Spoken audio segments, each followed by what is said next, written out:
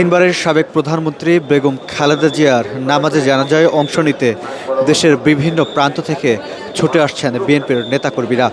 শুধু বিএনপির নেতাকর্মীরাই নয়, সাধারণ মানুষেরাও ছুটে আসছেন বেগম খালেদা জিয়ার নামাজে জানাজায় অংশ নিতে।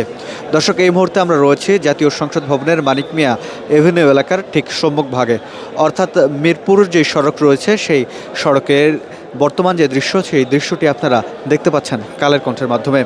আমরা কিন্তু সকাল থেকে লক্ষ্য করেছি সাধারণ মানুষের যেই ভিড়, অর্থাৎ বেগম খালেদা জিয়ার নামাজে জানাজাকে কেন্দ্র করে সাধারণ মানুষের যে উপস্থিতি, সেই উপস্থিতি কিন্তু যত বেলা গড়াচ্ছে সেটি কিন্তু আরও চরম পরিমাণে বেড়ে যাচ্ছে।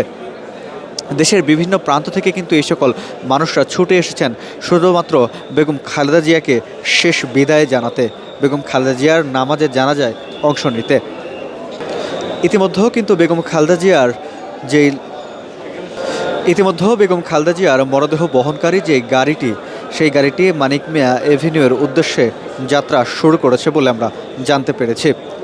আজ বাদ জোহর অর্থাৎ দুপুর 2টায় বেগম খালেদা জিয়ার নামাজে জানাজা জাতীয় সংসদ ভবনের দক্ষিণ প্লাজা এবং মানিক মিয়া এভিনিউ এলাকায় অনুষ্ঠিত হবে এবং সেই জানাজায় অংশগ্রহণের জন্য দেশের বিভিন্ন প্রান্ত থেকে বিএনপির নেতাকর্মীরা, সাধারণ মানুষেরা ছুটে আসছেন এবং তারা বেগম খালেদা জিয়ার বিভিন্ন স্মৃতিচারণ কিন্তু করছেন।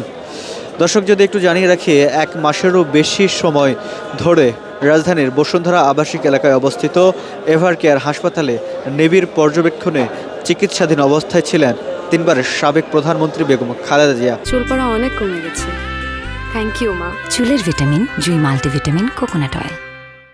এবং তারপর কিন্তু তিনি গতকাল ভোর 6টা নাগাদ ইহকালের মায়া ত্যাগ করে পরলোক গমন করেন এবং বেগম খালেদা জিয়ার এই শেষ নিঃশ্বাসটি ত্যাগকে কেন্দ্র করে গোটা দেশ জুড়ে কিন্তু এক শোকের মাতম সৃষ্টি হয়। এবং আমরা কিন্তু যেমনটি দেখতে পেয়েছি, শুধু বিএনপি নয়, বিএনপির পাশাপাশি সাধারণ মানুষ যারা রয়েছেন, এছাড়া বিভিন্ন রাজনৈতিক দলের নেতাকর্মী যারা রয়েছেন, রাজনৈতিক, সাংস্কৃতিক, সামাজিক সংগঠনের যারা রয়েছেন, তারা কিন্তু এই বেগম খালেদা জিয়ার আসলে এই পরলোক গমনে তারা অত্যন্ত ব্যথিত হয়েছেন এবং কষ্ট পেয়েছেন। দর্শক, যদি একটু জানিয়ে রাখি, আজকে কিন্তু ভারত, পাকিস্তান সহ বিভিন্ন দেশ থেকে কিন্তু আসলে পররাষ্ট্রমন্ত্রী সহ এবং তাদের প্রতিনিধি দলরা কিন্তু আসছেন বেগম খালেদা জিয়াকে শেষ বিদায় জানাতে এবং তার শোকস্থ যে পরিবার, সেই পরিবারের পাশে দাঁড়াতে।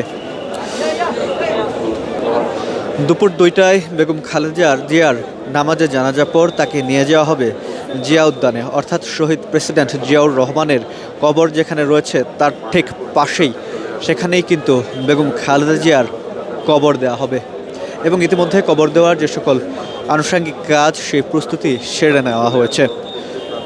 গোটা দেশের মানুষ আজ শোকে মাতম বেগম খালেদা জিয়ার এই পরলোক গমনে এবং সাধারণ মানুষ যেটা বলছিলেন, আপসহীন এই নেত্রী এবং গণতন্ত্র পুনরুদ্ধারকারী এই নেত্রী জুলাই গণঅভ্যুত্থানের পরে যখন একটি অবাধ ও সুষ্ঠু নির্বাচন হতে যাচ্ছে, সেই নির্বাচনটি তিনি শেষ দেখাটি দেখে যেতে পারলেন না এবং সাধারণ মানুষ কিন্তু আফসোস নিয়ে বলছিলেন, গণতন্ত্র পুনরুদ্ধারকারী এই নেত্রীকে এই সময়টাতে বড্ড প্রয়োজন ছিল।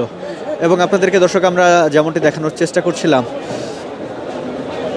রাজধানীর মানিক মিয়া এভিনিউ সংলগ্ন এলাকায় সাধারণ মানুষের উপস্থিতি কিন্তু যত সময় গড়াচ্ছে ততই কিন্তু বাড়ছে। আমরা কিন্তু কালের কণ্ঠের মাধ্যমে আপনাদেরকে যুক্ত করে সেই সকল খবরাখবরগুলো আমরা জানিয়ে দিচ্ছিলাম এবং সর্বশেষ তথ্যটি পেতে অবশ্যই কালের কণ্ঠের সাথেই থাকবেন। কালের কণ্ঠের মাধ্যমে আমরা সর্বশেষ তথ্যটি সবার আগে দেওয়ার চেষ্টা করব এবং অবশ্যই আপনার বাসায় একটি করে কালের কণ্ঠ পত্রিকা রাখুন, কারণ আংশিক নয়, পুরোপুরি সত্য সেটাই কালের কণ্ঠ।